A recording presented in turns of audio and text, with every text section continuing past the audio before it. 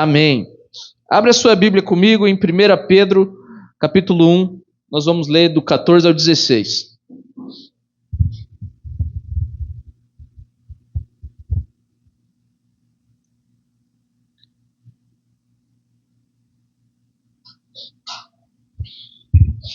Primeira Pedro 1, do 14 ao 16.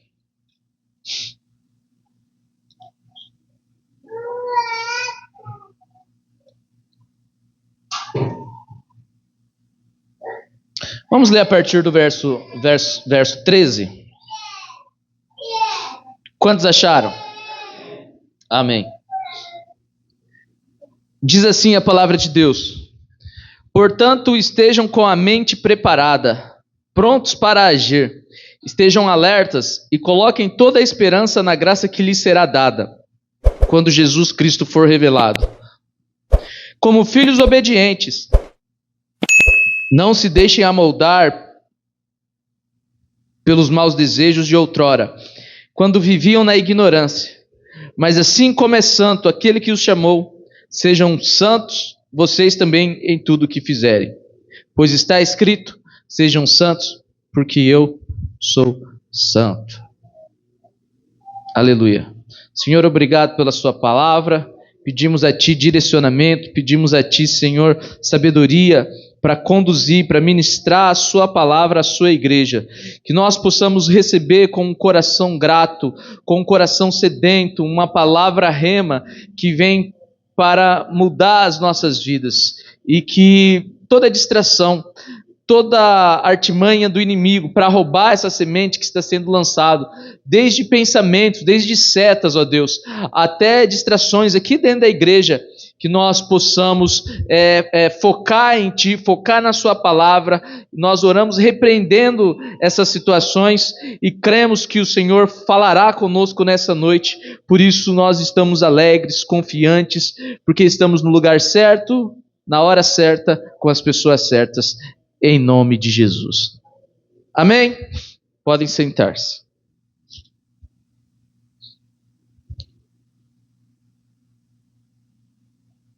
O tema da mensagem de hoje é Santidade 24 horas. Você pode repetir isso comigo? Santidade 24 horas. Mais uma vez, Santidade 24 horas. Amém. Só abrir um parênteses aqui. É tão ruim, né, quando falta alguém, né? Eu achei que a Luana estava limpando os banheiros, que é de costume, e daí não dá um vazio na igreja, né? Enfim, que Deus fortaleça ela, que Deus cure o Cleito também e o Pedro. Amém?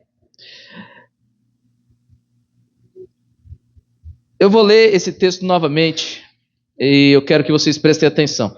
Portanto, estejam com a mente preparada, prontos para agir. Mente preparada, prontos para agir. A nossa ação, ela vem alinhado com aquilo que nós cremos, com aquilo que nós pensamos.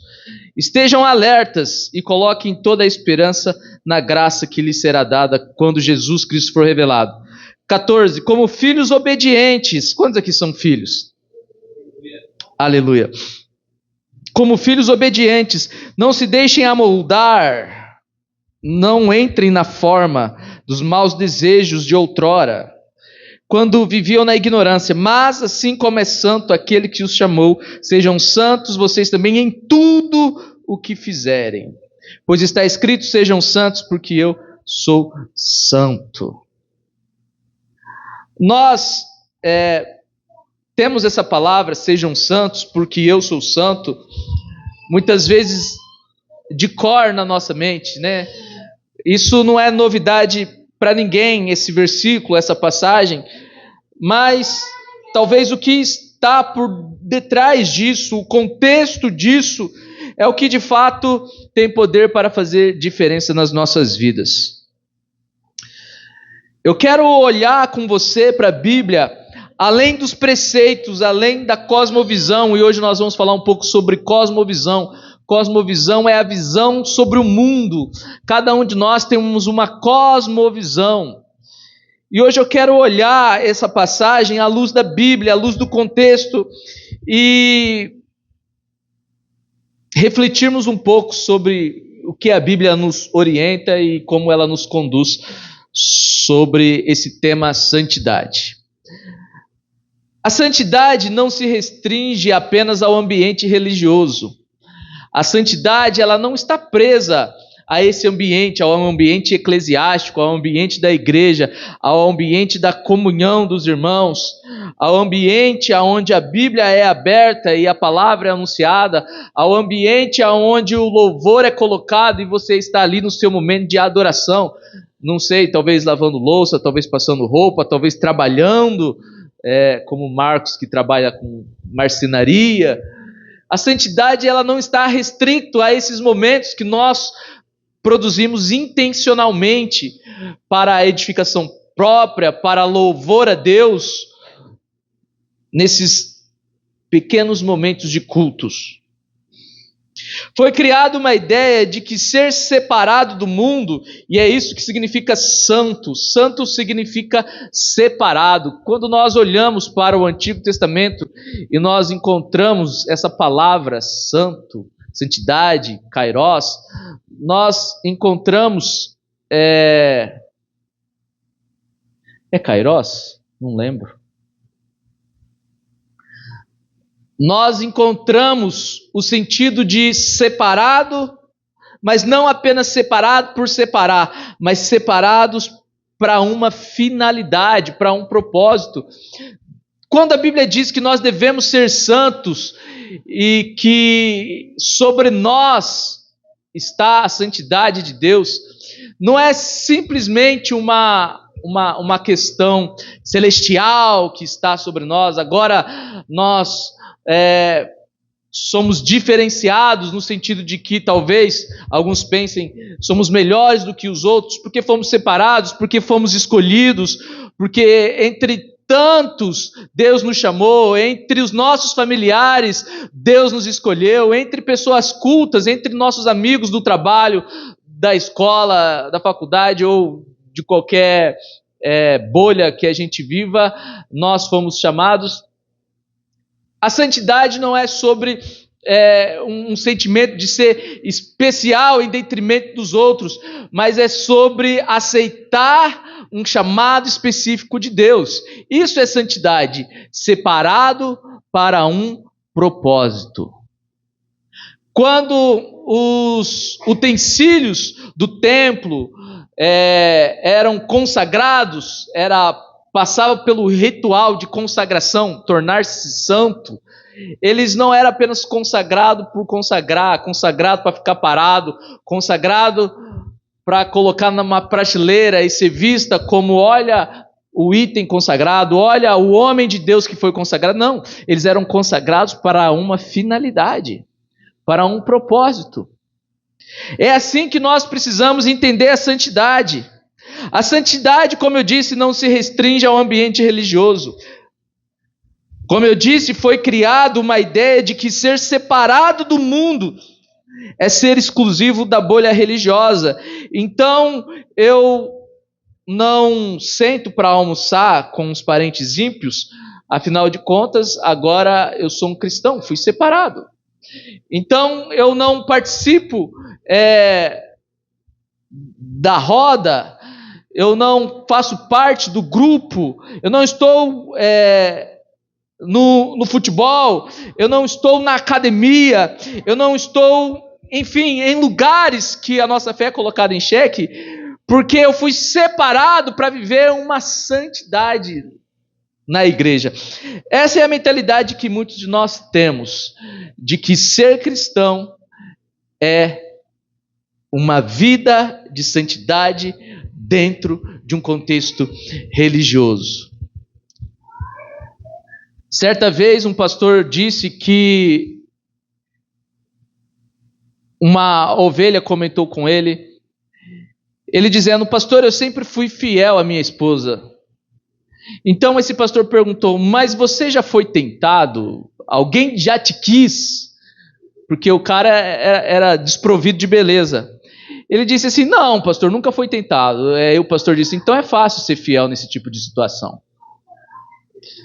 Porque a fidelidade, assim como a santidade, não se revela dentro de um contexto que está favorável a isso, mas sim em um contexto que nós somos desafiados a sermos santos, a sermos fiéis, a sermos leais.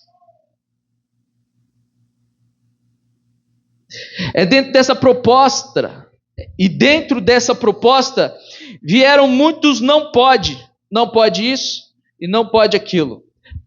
Dentro dessa proposta de sermos santos dentro da nossa bolha religiosa. Então os religiosos, com boa intenção ou com má intenção, tentando manipular ou tentando simplesmente zelar, eles criaram as regras. Nós criamos as regras. Isso pode, isso não pode.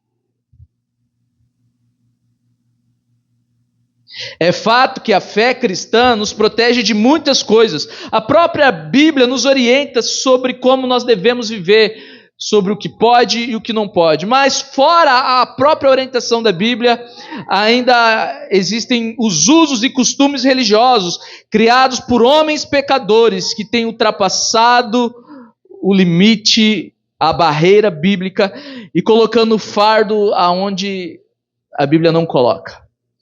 Falando aonde a Bíblia coloca ponto. O que muda a vida do crente não é o quanto de regras ele cumpre. O que muda a vida do crente é como ele as cumpre. Mas enfim, os religiosos colocaram pesos. Isso pode, isso não pode. O que muda na vida do crente ele vir para a igreja de terno ou não? Algumas pessoas acreditam que não ir de terno à igreja é sinônimo de estar em pecado. Algumas pessoas não falam, mas elas olham para uma pessoa dentro de um contexto religioso. Certa vez, um amigo meu me disse que ele foi em uma igreja que a então noiva dele fazia parte, e ele chegou lá na igreja, ele estava barbudo, e as roupas que ele estava usando não estava de acordo com aquele contexto, e ele disse que ele sentiu constrangido, porque a forma como olharam para ele era como se estivesse dizendo: você é mais pecador do que a gente, você não se enquadra neste lugar. Quantos estão entendendo essa palavra? Então, o que vai mudar na vida do crente ele vir para a igreja de terno ou não? A resposta é nada. O que muda na vida do crente ele sentar de um lado ou de outro? Nós sabemos que existem contextos religiosos que o homem não pode sentar junto da mulher. Mas o que isso vai mudar? Percebe? É sobre isso que eu estou falando, sobre coisas que o sistema religioso colocou e que a Bíblia em momento nenhum pediu. Antigamente condenava-se muito a televisão, até que descobriram que os próprios líderes religiosos tinham televisão escondida dentro de casa. Hoje já não leva tanto em consideração você ter ou não uma televisão. Quantos se lembram disso? Eu conheço histórias de famílias que entraram em contenda porque tal membro da família comprou uma televisão e isso era contra as normas da igreja. Cara, você está em pecado. Por que você está em pecado? Porque você tem televisão. Isso faz sentido, amados? Nenhum. Então é isso. Nós fomos doutrinados para sermos santos dentro de um contexto. Então, para que eu me encaixe nesse contexto religioso, eu vou cumprir a regra de não ter televisão em casa, eu vou cumprir a regra de sentar no lado certo da igreja, eu vou cumprir a regra de andar de terno, eu vou cumprir a regra de não usar boné dentro da igreja e várias outras regras que nos são impostas. Como eu disse, eu não sei se isso foi para manipular ou se foi no intuito de cuidar. Exageramos. Quero crer que todos os líderes religiosos tiveram boa intenção ao estipular essas regras e essas normas. É por isso que existe uma discrepância, uma diferença entre o número de crianças que apresentamos a Deus e o número de crianças que voltam adultos para se posicionar, para serem batizadas, para confessar que Jesus é o seu Senhor e Salvador. Recentemente nós estávamos em um culto, uma amiga nossa foi se batizar, e algo que o Espírito Santo me chamou a atenção, lá eles têm por costume batizar crianças, e o batismo de criança, a fila, a quantidade de pessoas envolvidas, era 10 vezes mais o número de crianças que depois de adulto estavam confessando o seu batismo. E o Espírito Santo mexeu isso comigo porque nós também somos assim. Quantas crianças nós já apresentamos? Quantas crianças vocês já viram sendo apresentadas aqui na nossa igreja, ou dentro do nosso campo, ou dentro da bolha que nós vivemos? E qual foi o número de batismo que nós tivemos? O que aconteceu nesse gap? Nesse caminho, nesse percurso? Aconteceu o que acontece com muita gente. Foram doutrinados a viver em uma santidade apenas dentro da bolha religiosa. E não viram, muitas vezes, nos seus líderes, na sua família, na vida dos seus pais, um exemplo de fato a seguir. Por isso, não tiveram resistência diante do vislumbre que o mundo oferece. Estamos reproduzindo fiéis que não podem ter vida fora da bolha. Muitos cristãos, quando saem do contexto religioso, se perdem, porque não tem estrutura, não tem maturidade, não tem fundamento. Muitos cristãos são termômetro, né? Se adequa à temperatura do ambiente. Termostato? Muitos cristãos são termostato, que se adequa à temperatura do ambiente. Quando eles estão com os cristãos, eles são santos, mas quando eles estão em um contexto não cristão, não é visto Cristo na vida dele. Tem gente que nem sabe que essa pessoa é crente. Deus está falando com você nessa noite?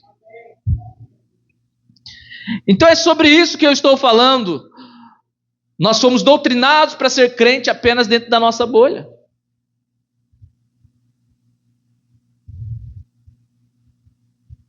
É verdade que existem algumas pessoas que ainda não estão preparadas para sair da bolha. Dependendo do momento que ela está em Deus, na caminhada, às vezes é melhor ficar dentro da igreja do que fora. Agora, viver 10 anos dentro da bolha, dentro do contexto religioso, dentro da igreja, sem fazer nada, estável, paralisado, só ouvindo, só recebendo, isso é um alerta de instabilidade espiritual, imaturidade e falta de crescimento. Eu gosto desse texto que diz que devemos ser santos em tudo o que fizemos. Olha o que o texto diz.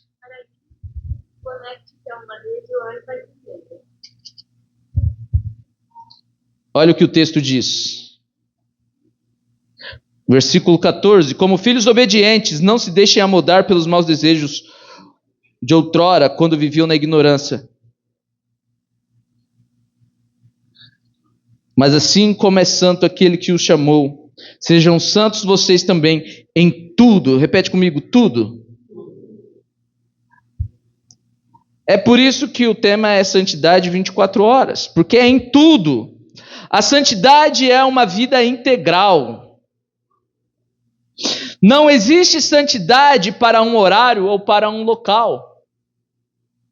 Não podemos ser santos apenas na igreja. Não podemos ser gentil apenas na igreja. Não podemos ser um bom pai, um bom marido, um bom filho, um bom amigo, um bom parente apenas na igreja.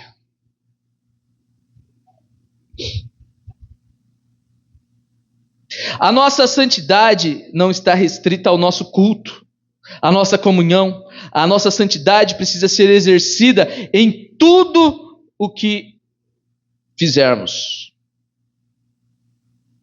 A santidade é uma vida integral. Se não formos santos fora do culto, não seremos santos dentro dele. E aqui está o equívoco de muitas pessoas. Muitos cristãos, consciente ou inconsciente, acreditam que Deus só leva em consideração aquilo que ele é no culto, aquilo que ele é na igreja. E isso não é verdade. Amém? No Salmo 24, 3 e 5, diz assim: quem poderá subir ao monte do Senhor? Quem poderá permanecer no seu lugar santo? Outras versões diz, no seu templo, no lugar de culto. Quem poderá? É uma pergunta. E a resposta é, aquele que tem mãos limpas e coração puro. Repete comigo, mãos limpas e coração puro, que não recorre a ídolos, nem jura por deuses falsos. Este receberá bênçãos do Senhor. Aonde ele recebe a bênção? No culto. Quantos entenderam isso?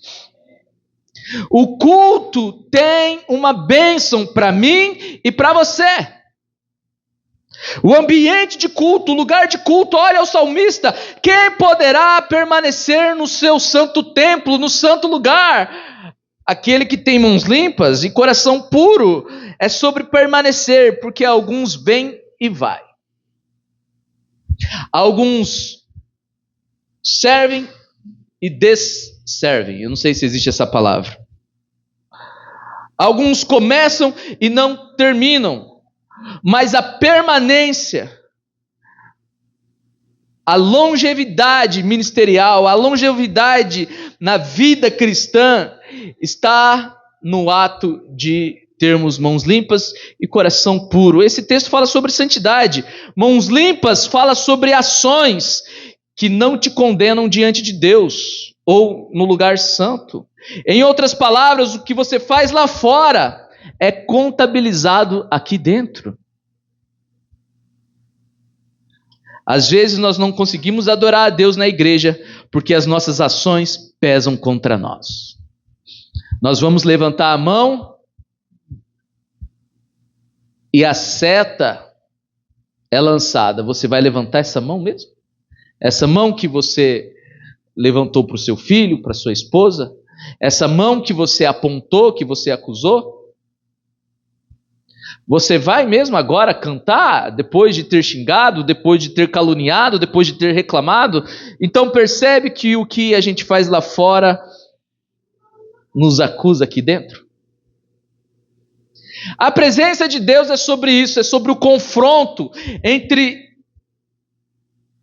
o santo e o profano. Não tem como você ficar horas diante da presença de Deus e não sair de lá reconhecendo as suas falhas, ao menos que você não ficou na presença de Deus. É verdade que alguns de nós viemos para a igreja, mas não estamos na igreja. Alguns de nós abrimos a boca para orar, mas não estamos orando, estamos cumprindo rituais.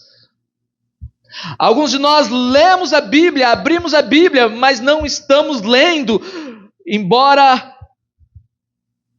estejamos reproduzindo o que cada palavra, o que cada frase, o que cada versículo está dizendo.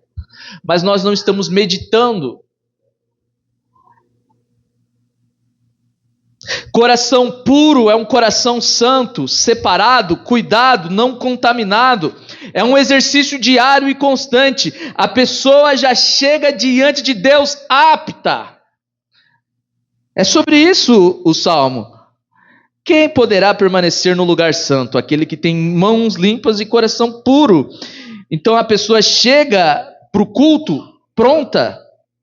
A Bíblia diz que aquele que tem mãos limpas, coração puro, que não recorre aos ídolos e nem faz falsos juramentos, receberá bênçãos do Senhor no templo. Existem dois tipos de pessoas no culto. Veja se você se identifica com alguma delas. Dois tipos de pessoas. Aqueles que vão para se preparar e aqueles que vão preparados. Quem é você? A forma como você vem ao culto impacta diretamente na resposta de Deus para a sua vida. A expectativa que você lança, o como você se preparou durante o dia, o quanto de energia o culto pode ter da sua parte, porque tem gente que chega já no culto cansado. Você não sabe que é dia de culto? Descansa antes do culto. Como que a gente vem para adorar a Deus, entregando a Ele o pior de nós? Santidade envolve tudo isso, amados. A nossa preparação para o culto. É como eu disse, existem dois tipos de pessoas. Aqueles que vêm preparados e aqueles que vêm para se preparar. Aqueles que vão para se preparar fazem o culto o seu ponto de partida. Então é a partir do culto, a partir da palavra que eu ouvi, a partir do louvor que dei a Deus, é que eu inicio a minha semana. Não tem nada de errado com isso, é questões de motivações. Então alguns têm uma vida cristã a partir do culto. E tem aqueles que vão preparados e fazem do culto o seu ponto de chegada. Ou seja, é onde tudo culmina. Você iniciou a semana servindo a Deus, vivendo de acordo com Deus, e chega no domingo, você vem só para agradecer. Senhor, obrigado, porque essa semana foi extraordinária. Obrigado porque eu tive uma semana abençoada. Obrigado porque o Senhor... Então você vem no culto como encerramento daquilo que você fez. Não é regra, amados. Às vezes eu venho no culto como encerramento. Às vezes eu venho no culto como ponto de partida. Pastor.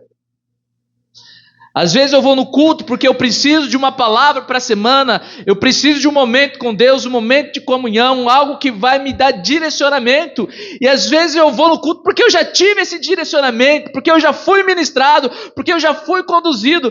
Mas olhando o texto que nós lemos, o Salmo diz que aqueles que têm mãos limpas, coração puro, mãos limpas, é sobre ações que não nos condena diante de Deus. Coração puro é sobre santidade. A Bíblia diz que este receberá de Deus a bênção. Percebe que quem vem preparado recebe algo da parte do Senhor, e quem vem para se preparar recebe outra coisa da parte do Senhor? Quantos estão entendendo essa palavra?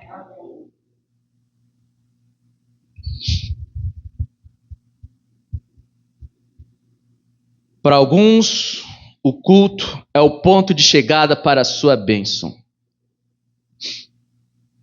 A santidade proporciona para nós um culto especial diante de Deus. Nós estamos reunidos em comunhão, nós estamos juntos em adoração, mas a sua vida, a sua dedicação, a santidade que está em você te proporciona um culto específico diante de Deus, uma resposta específica diante de Deus. É por isso que algumas pessoas têm respostas e outras não. É por isso que algumas pessoas são tocadas pelo Espírito Santo de Deus e outras não. É por isso que algumas pessoas saem alegres e outras saem com a sensação de não sei, parece que Deus não me ama, parece que nada faz sentido. Porque é sobre a sua expectativa, é sobre aquilo que você vem, é sobre a forma como você vem para o culto, a intenção. Quem está entendendo essa palavra? Santidade em tudo o que fizemos amplia o conceito que muitos têm sobre santidade. É a passagem que nós lemos. Sejam santos em tudo o que vocês fizerem, o que vocês vão fazer. Então, o texto que nós lemos amplia o conceito. Então, a santidade não é apenas para o contexto religioso. A santidade é para a vida. Amém? Muitas pessoas acreditam que santidade é apenas oração, jejum, arrependimento, boca no pó, humilhação. Eu sou mais santo do que você porque eu leio a palavra e você não lê. São essas crenças que nos impedem de vivermos a verdadeira santidade de Deus para as nossas vidas. Então, muitas pessoas acreditam que santidade é oração, jejum, arrependimento, boca no pó, humilhação diante de Deus, uma vida religiosa impecável.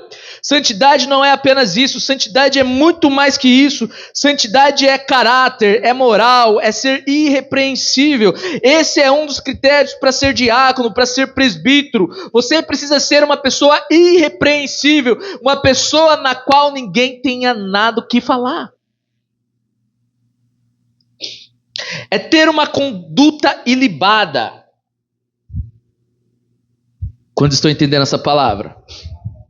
A santidade precisa estar nas ações, nos gestos, nas palavras, nas vestimentas, nas negociações, nos prazeres, nas dificuldades. A santidade precisa estar no temperamento, no serviço, no abraço, porque tem gente que é malicioso até num abraço. A santidade precisa estar nas palavras. A santidade precisa estar na escolha, no toque, no conselho, na adoração. Porque até a nossa adoração pode ser influenciada pelo pecado. Nós encontramos uma história na Bíblia que fala sobre o fariseu que foi ao templo e ele, ali no templo, com as mãos levantadas, ele orava a Deus: Senhor, eu agradeço porque eu não sou como esse pecador. Eu jejuo 2 vezes por semana, eu dou o meu dízimo, enfim, Senhor, eu sou impecável na minha religiosidade. Ou seja, até a nossa adoração pode ser motivada por pecado. A santidade precisa estar na adoração, a santidade precisa estar na oferta, a santidade precisa estar no falar, no ouvir e no interpretar, porque tem gente que interpreta aquilo que foi dito como bem ela quer. Ah, foi isso que eu entendi. Um dos problemas que enfrentamos atualmente é a relativização da santidade. É o ser santo à sua maneira. É como eu interpreto esse assunto de santidade. Então, eu sou santo à minha maneira. Esse é o meu estilo de ser santo. Nós relativizamos. Para alguns, santidade é consagrar a Deus o negócio irregular. Eu já vi muito isso e às vezes eu dou risada. Vou falar o quê?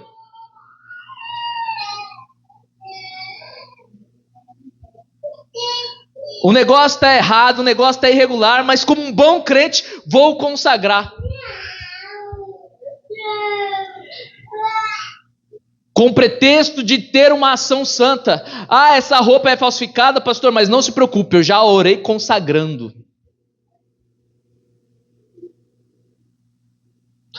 Ah, eu fui lá na festa junina, na festa julina, eu comi o alimento, mas não se preocupe, pastor, eu já orei consagrando. Alguns vivem a santidade à sua maneira. Então, para alguns, Santidade é consagrar a Deus o negócio irregular. Para outros, santidade é desfazer do negócio irregular. Ainda outros, santidade é nem entrar no negócio irregular. É a proposta, é a oferta, é aquilo que o inimigo nos oferece. Eu vou aceitar, depois eu vou consagrar. Eu jogo na Mega Sena, depois eu consagro a Deus. É pegar o profano e tentar torná-lo puro. Então nós não escolhemos bem com quem nós vamos casar. O pastor diz: procura uma pessoa da mesma fé. Procura uma pessoa que compartilha com você a mesma visão. Mas não. A pessoa vai e se relaciona com o primeiro que vê pela frente e depois vive uma vida orando para que fulano se converta. É consagrar aquilo que já estava errado desde o início. Quantos estão entendendo essa palavra? É o trabalho. Cara, não trabalha com isso não vai ser bom para você. Você é fraco nessa área e esse trabalho vai te prejudicar. Não, pastor, mas eu vou consagrar. Então tá bom. É santidade à sua maneira. Ah, eu comprei essa moto fuçada. Como que fala quando a moto não tem documento? Mabu? Ah, comprei essa moto bambu, pastor, mas não se preocupe, eu já consagrei. É santidade à sua maneira. Quem está entendendo essa palavra? A nossa santidade, ela não nasce na nossa cosmovisão de mundo. A nossa santidade nasce em Deus. É por isso que a Bíblia diz... Deus disse, sejam santos porque eu sou santo. Deus não disse para a gente ser santo porque a essência da santidade está em nós. Não, Deus disse, sejam santos porque eu sou santo, porque Ele é santo. A essência da nossa santidade é aquilo que Deus é. A essência da nossa santidade é a vontade de Deus. E a vontade de Deus está muito bem revelada na sua palavra. Por isso que quanto menos conhecemos, quanto menos conhecimento temos da palavra, mais tendenciosos somos a interpretar o que é santidade através da nossa cosmovisão. A santidade é indispensável para o cristão. Não tem como ser cristão e ignorar o assunto santidade. O problema no mundo é um problema de falta de santidade. A Bíblia diz que todos pecaram e que em pecado nós fomos gerados, e a natureza simplesmente reage aos nossos pecados. Pastor, por que tanta enchente? Por que tanto furacão? Por que tanto... como é que é o nome do Milton? O que é? Furacão. Por causa dos nossos pecados. A Bíblia diz que a natureza caída aguarda com expectativa a manifestação dos filhos de Deus. Ou seja, o exato momento em que os filhos de Deus se posicionam como separados para um propósito, como santos. É por isso que naquele lugar, um novo céu e uma nova terra, a natureza não vai responder contra, porque ali só entrará os santos. Por isso que não haverá enchente, por isso que não haverá esse sol que tem sido um para cada um, né? Essa é a sensação. Por isso que não haverá essas destruições como nós temos visto. Quem está entendendo essa palavra? Às vezes questionamos por que coisas ruins acontecem com pessoas boas. Eu fico com a resposta do teólogo R.C. Sproul. Ele disse: isso só aconteceu uma vez. E ele se ofereceu voluntariamente. Essa frase é linda, porque a gente tenta justificar, porque a nossa cosmovisão do assunto santidade nos diz que a gente não tem pecado suficiente para viver o que nós estamos vivendo. Então nós questionamos a Deus, questionamos o líder religioso, questionamos aqueles que nos deveriam dar resposta. Pastor, por que isso acontece com criança? Por que isso acontece com pessoas boas? Por que isso acontece? Não existe pessoas boas, biblicamente falando. Sim ou não? Porque até em pecado nós somos gerados.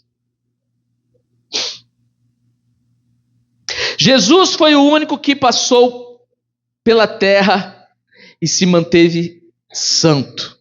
Hebreus capítulo 4, 14 e 15 diz assim: portanto, visto que temos um grande sacerdote é aquela função de oferecer um sacrifício que redime, que tira o pecado do povo, e a Bíblia diz que Jesus é esse sacerdote, o sacrifício vivo que nos livrou do pecado. Em outras palavras, não tem como ser santo sem aceitar o sacrifício de Jesus sobre as nossas vidas. Amém? O texto de Hebreus capítulo 4, 14 diz assim: portanto, visto que temos um grande sumo sacerdote que adentrou os céus, Jesus, o Filho de Deus, apeguemo-nos com toda a firmeza ao que confessamos, pois não temos um sumo sacerdote que não possa compadecer-se das nossas fraquezas, mas, repete comigo, mas sim alguém que, como nós, passou por todo tipo de tentação, e mesmo assim não pecou. Isso é lindo, não é? Como nós, passou por todo tipo de tentação, e mesmo assim não pecou. Eu estou falando de Jesus Cristo. É engraçado que a palavra Cristo, no original, ela se refere ao escolhido, ao ungido de Deus, e a palavra santo também tem esse sentido, o separado para um propósito. Cristo cumpriu muito bem a missão que lhe foi confiada. Jesus passou por todo tipo de tentação. Repete comigo, todo tipo. E ele não pecou. É por isso que a palavra diz: sejam santos, porque eu sou santo. Jesus é a referência máxima de santidade. Não seja santo como o pastor é santo. Não seja santo como o papa é santo. Não seja santo como o seu pai, o seu líder é santo. Seja santo como Jesus é santo. Ele é o nosso referencial. E sabe que eu estava meditando nessa palavra? E eu fiquei pensando, Jesus passou por todo tipo de tentação, porque ele estava exposto. Não tem como passar por todo tipo de tentação dentro da igreja, porque a igreja não comporta todo tipo de tentação. Existem tentações que são de fora da igreja, de fora da bolha, de fora do contexto religioso. E Jesus passou por todo tipo, porque ele saiu da bolha. Ele foi aquele que andou com as prostitutas. Diga ai. Quem está entendendo essa palavra? Jesus passou por todo tipo de tentação porque estava exposto. A sua missão o colocava nessa posição, mas a sua santidade o blindava e o protegia. É impossível cumprir a missão de Deus para as nossas vidas sem santidade. Eu fico pensando nas coisas em que Jesus foi tentado. Jesus foi tentado a ser soberbo com a revelação que tinha sobre ele ser o Filho de Deus. Sabe, como pastor, e dentro do contexto, dentro da bolha, eu já vi muito isso, vi e vejo. A pessoa, ela recebe um título, a pessoa recebe um cargo, a pessoa recebe uma glória, uma pequena glória, o nariz já cresce. Já cresce não, o nariz já empina. Sim ou não? Agora olha para Jesus. Ele desde sempre soube que ele era o Filho de Deus e sempre teve uma vida humilde, de servo. Eu imagino que Jesus devia ter sido tentado nessa área. Jesus foi tentado a desonrar José, que era uma espécie de pai padrasto. Jesus não era filho legítimo de José. Eu fui por muitos anos criado com madrasta, e sabe, uma das coisas que mais machucava a minha madrasta é quando eu dizia: eu não sou teu filho. Eu imagino que Jesus também foi tentado nessa área.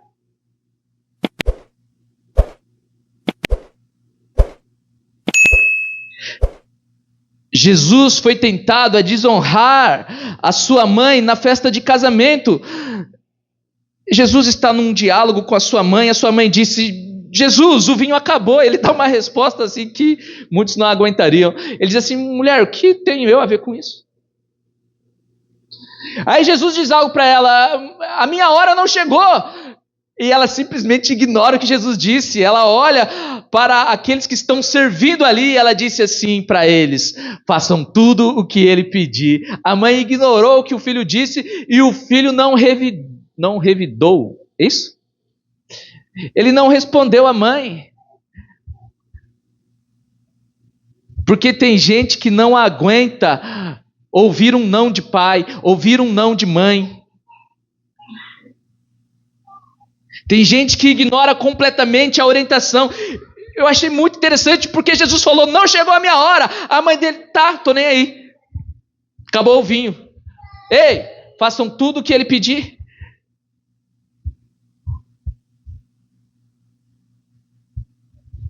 Jesus não desonrou o pai, Jesus não desonrou a mãe.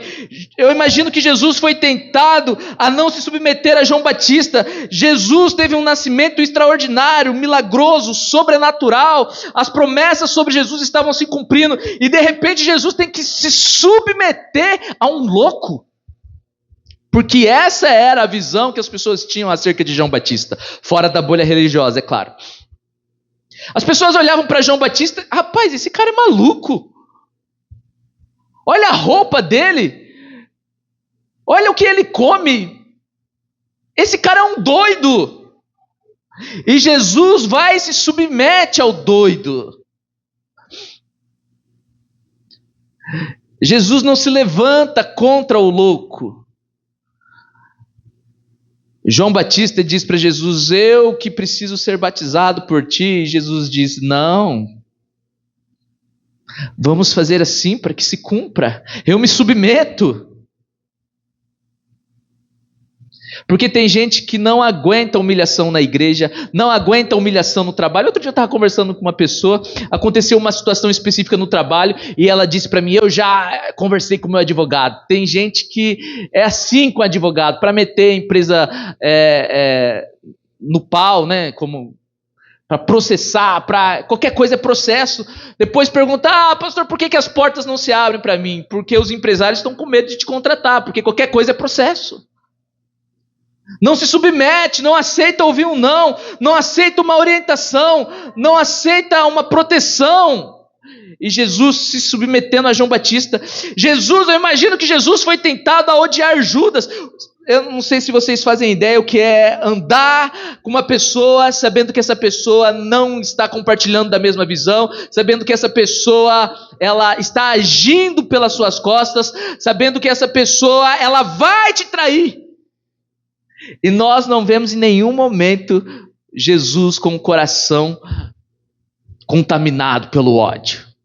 Jesus sempre soube quem seria o traidor, e Jesus sempre dizia ao traidor: amigo, porque era isso que Jesus via em Judas. Você é um amigo. Quais são as pessoas que Deus tem colocado perto de você e que tem feito você passar raiva? Qual é o sentimento que está no seu coração em relação... Ô, Márcio, vem para a igreja, filha. Amém. Amém, Deus abençoe.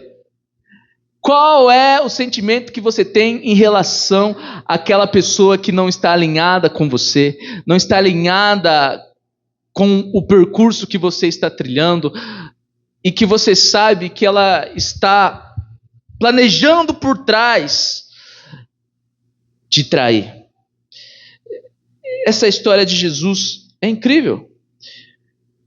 Eu fico imaginando, Jesus devia ter sido tentado a sair no tapa com os soldados que vieram prendê-lo. Se fosse nós. A Bíblia diz que Simão, Pedro, ele desembanhou a espada e ele feriu Malco, ele cortou, decapitou a orelha. E Jesus promoveu a paz. Jesus foi um pacificador. Mas, ei, Jesus, eles vieram para te prender. Eles vieram para te machucar. Eles vieram para te matar. E como que você está promovendo a paz? Isso é sobre santidade, amados. Quem está entendendo essa palavra?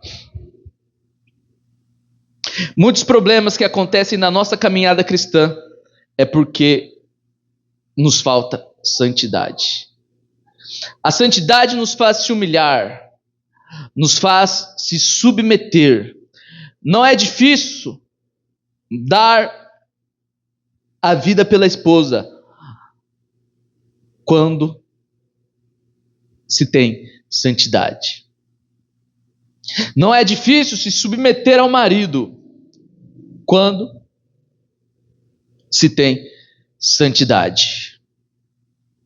A santidade nos faz sermos leais, fiéis. A santidade nos faz ponderarmos as palavras. Um santo não fala tudo o que quer e nem tudo o que pensa. A santidade nos dá autoridade para discipular, para educar os filhos, para enfrentar as forças espirituais do mal. A santidade revela quem Deus é e quem nós somos em Deus. A santidade não nos deixa machucar as pessoas. A santidade não nos deixa vivermos feridos, porque a santidade nos ajuda a liberarmos perdão.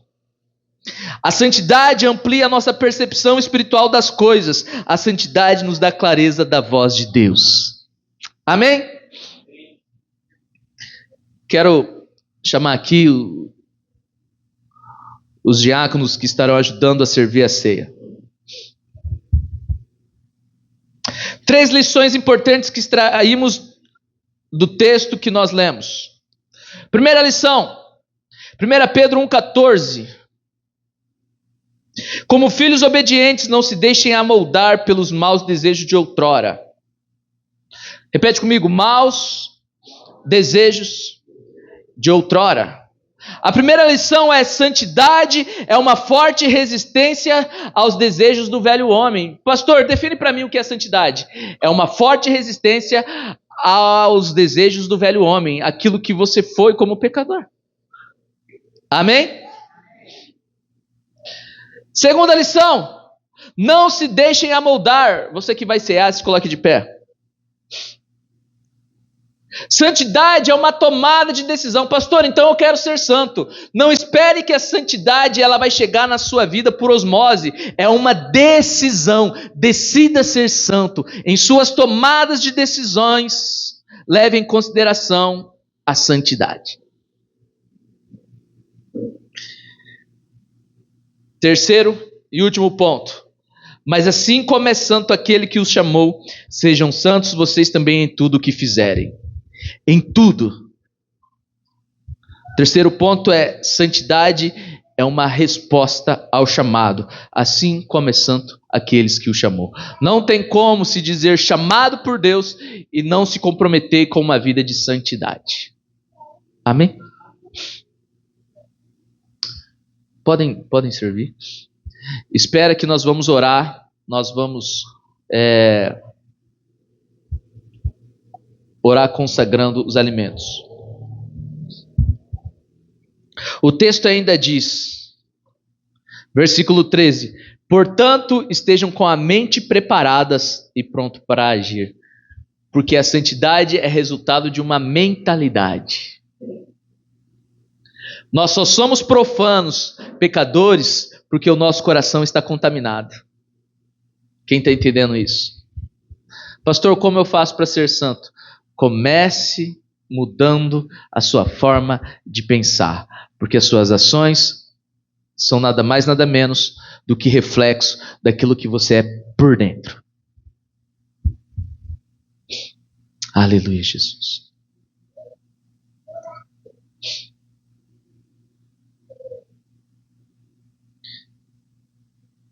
Tu és bom, Senhor.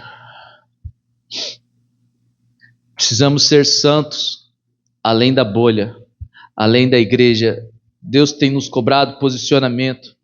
Deus tem nos pedido santidade.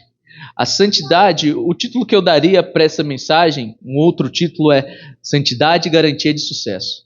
Se você se comprometer a ser santo no seu trabalho, provavelmente você vai ser promovido, você será abençoado, você se destacará. Se você se comprometer a ser santo no seu relacionamento, com toda certeza o seu relacionamento será sólido, com fundamentos, com base.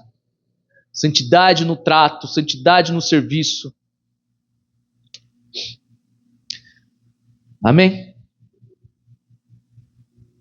Nesse momento agora que nós estamos tendo de ceia,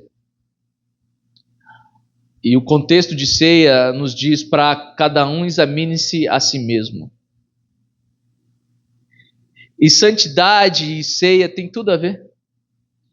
Esse exercício de se examinar, de se enxergar, de ver o que há de errado, de encontrar em nós os nossos pecados e trazê-los a Deus, diante de Deus, é o primeiro passo para a santificação. Qual é o primeiro passo para a santificação? O arrependimento. Por isso eu não quero te convidar a cear sem antes que você faça essa autoanálise. O examine-se a si mesmo. Senhor, nós consagramos a Ti esse pão como corpo do Senhor e esse suco como sangue do Senhor. E cremos que mediante a esse ato e nas dimensões espirituais, entendendo que nós não somos santos, mas carecemos da Tua santidade em nós, entendendo e compreendendo os nossos pecados e apresentando eles a Ti, Senhor, nós com o coração aflito, com o coração incontrito, reconhecemos os nossos erros, reconhecemos que não somos merecedor de nada, mas a Sua graça tem nos alcançado, o Teu sangue tem nos redimido e o Teu sacrifício tem nos gerado vida. Por isso, nessa noite, junto com os meus irmãos, nesse momento de ceia, que nós possamos nos posicionar como santos, pessoas comprometidas com um estilo de vida santidade, porque a Sua palavra diz que sem santidade ninguém verá a Deus. E tudo que nós fizemos, toda a nossa energia depositada na bolha, é porque nós temos a esperança de um dia Te ver. Mas só existe um meio, através de santidade. A Tua palavra diz que o Senhor vem buscar uma noiva sem mancha.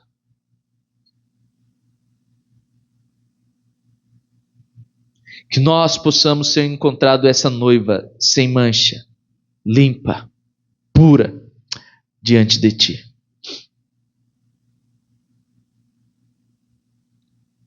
Aleluia, Jesus. Tenha o seu momento aí com Deus, amados. Faça a sua oração. Oh, Senhor. Faça a sua oração. Este é o momento de se examinar. Esse é o momento de autoanálise. Apresente a Deus os seus pecados. Apresente a Deus aquilo que você está lutando para vencer, para viver uma vida de vitória. Apresente a Deus os seus medos. Apresente a Deus. Esse é o momento. Oh, Senhor. Cristo já nos preparou um manjar que nos comprou e agora nos convida a cear com celestial maná que de graça Deus te dá. Vem faminto tua alma saciar.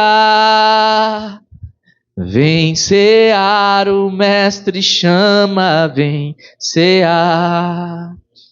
Mesmo hoje tu te podes saciar. Poucos pães multiplicou, água em vinho transformou. Vem faminto, vem cear. Coma e beba do corpo e do sangue de Jesus.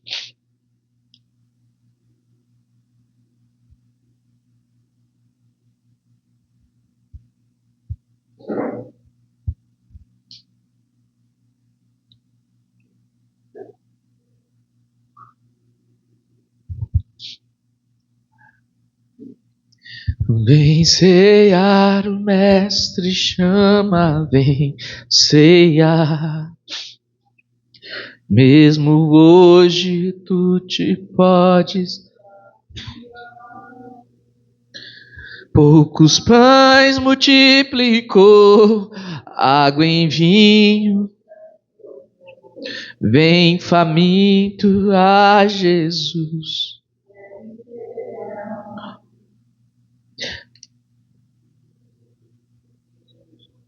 Amém? Aleluia. Nós vamos estar encerrando. Aleluia, Jesus.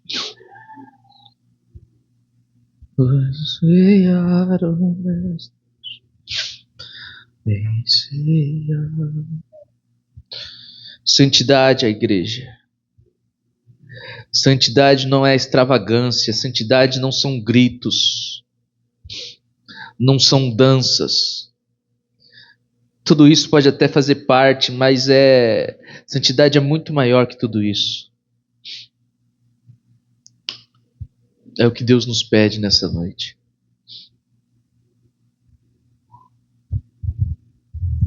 Estende suas mãos para cá. Que a graça de Deus, o amor de Jesus, a doce comunhão e a consolação do Espírito Santo te leve em paz, em segurança, hoje para sempre. Vocês dizem? Amém. Aplauda o Senhor.